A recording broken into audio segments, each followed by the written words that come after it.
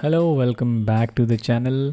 सो clipboard क्या होता है? एमएस वर्ड के होम टैब में जो सबसे पहला ग्रुप है वो है क्लिपबोर्ड।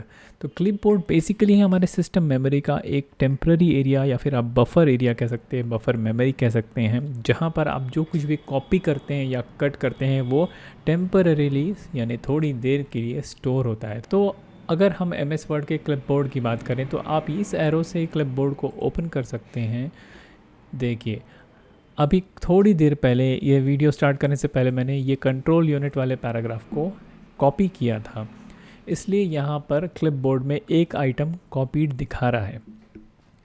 अगर आप अपने सिस्टम की बात करें और सिर्फ specifically M S Word application की बात करें तो एम एस वर्ड एप्लीकेशन में आप ऐसे टोटल 24 आइटम्स को, यानी कि जैसे ये एक आइटम हो गया, नेक्स्ट अगर मैं यहाँ पर इसे कॉपी करता हूँ तो ये दूसरा आइटम, सॉरी ये दूसरा आइटम, पहला वाला नीचे जाते जाएगा, ठीक है। फिर मैं इसे कॉपी करता हूँ, तो ऐसे करते करते टोटल आप 24 आइटम्स को क्लिपबोर्ड में रख सकते हैं।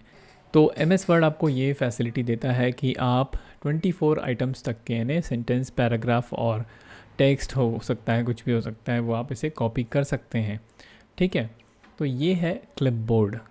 क्लिपबोर्ड एक तरीके से टेम्पररी एरिया होता है या फिर आप बफर मेमोरी कह सकते हैं, जहाँ पर आप जो कुछ भी कॉपी या कट करते हैं वो टेम्पररीली स्टोर होता है।